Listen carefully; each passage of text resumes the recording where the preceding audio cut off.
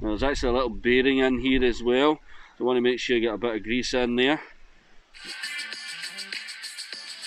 The weather keeps changing. Good afternoon YouTube, welcome back to the channel. I'm doing some little jobs on the bike, and now I'm going to take the wheels off and I'm going to re-grease the axle. It's a little bit more stiff than I would like it to be. So let's get the wheels off, let's get some grease on them. So guys, all the tools we need for this job are going to come straight out of our Royal Enfield toolkit.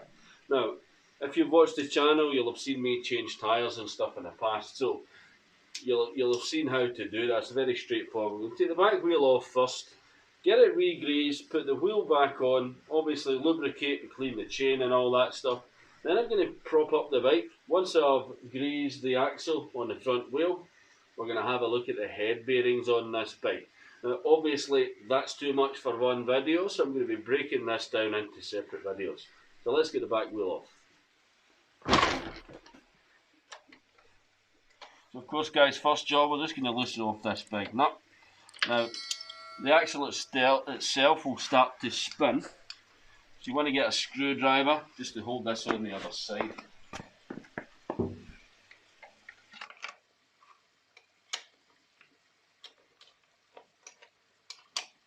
I've given this bike a bit of a rinse, but as you can see it's nowhere near clean. Yeah.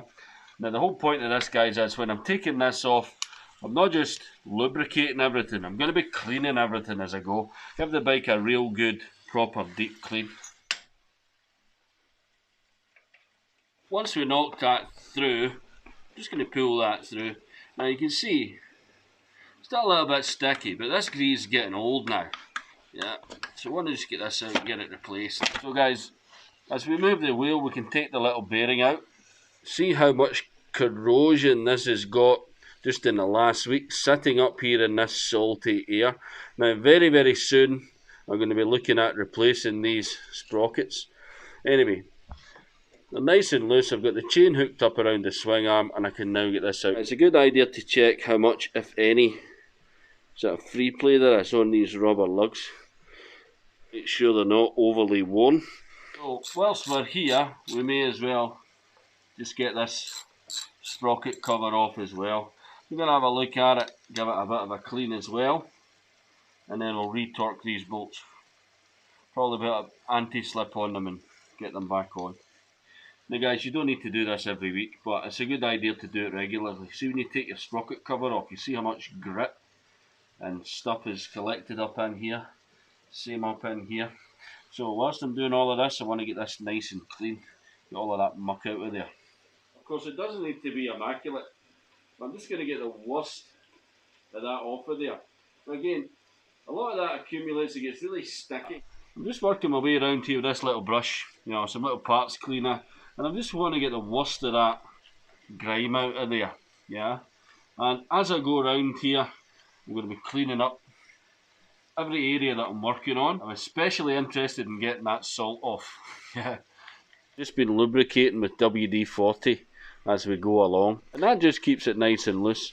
Now I'll do that the same for the springs and stuff as well. Now of course you can use grease. I don't like it to be too tacky because, you know, grit and dirt and dust just really sticks to it, yeah. So guys, you'll find the bolts on the Himalayan are completely dry, yeah. But any job that I do on the bike, I like to put a little bit of anti-seize on those bolts, just to save myself any sort of future issues.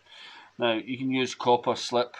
I've got nickel anti-seize, a little bit more expensive. It holds up to the heat a little bit better. You don't need a lot, yeah, just a tiny little bit. But copper anti-slip or any of the others are absolutely fine. Just be careful with any kind of anti-seize that you don't over torque the bolts. As I work my way back, before I go putting this wheel back on, all I'm doing is cleaning it as we go. Again, you can use whatever you like. I've got an old cloth with a bit of WD-40. It's almost as good as anything else. Lubricate this type of thing here, yeah. And also check the tension or the torque on the bolts. Just double check everything's nice and tight as we go.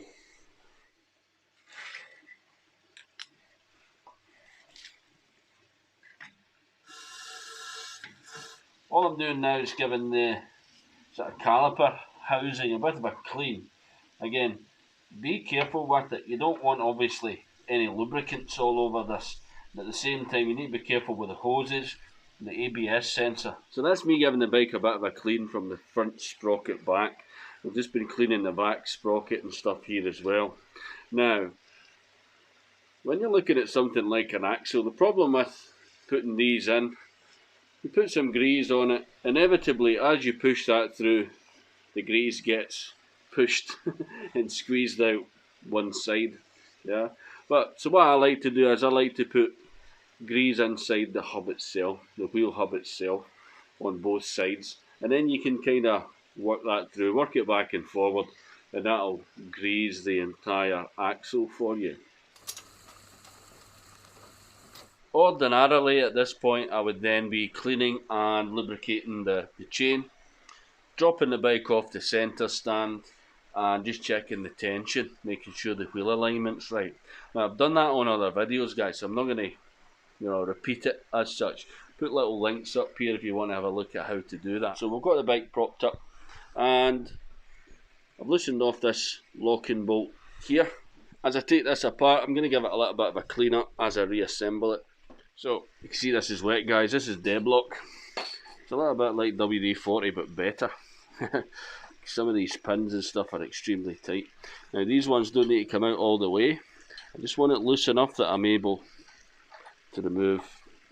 There we go. I want it loose enough that I'm able to start taking the axle out. Make sure once you put this back in, you get your little split pin in and get it nice and tight. This is quite important, guys. When you're putting your speedo sensor back in there, I don't know if you can see this, but the sensor itself's got two little lugs on there and the fort's got a little pin. Make sure you've got that in line. If you've got that out of line, then your speedo sensor isn't where it should be. Like all of the jobs I'm doing on the bike here, guys, I'm cleaning out all the threads just to try and slow down any corrosion or anything, and I'm putting anti-seize on all of these bolts as I take them out. Same again with these here. I'm making sure there's plenty of grease in there. It's not going to go wrong. Yeah, once it's inside the hub, it's not really going anywhere. And again, if there's any excess on the outside, you want to clean that off because any centrifugal forces might throw that onto your brake disc. Anyway, that's it for this one, guys. I really hope you liked it. If you did, give me a thumbs up, subscribe down below, maybe even hit the notification bell so you know the next time I upload a video to YouTube. And I'll see you in the next one.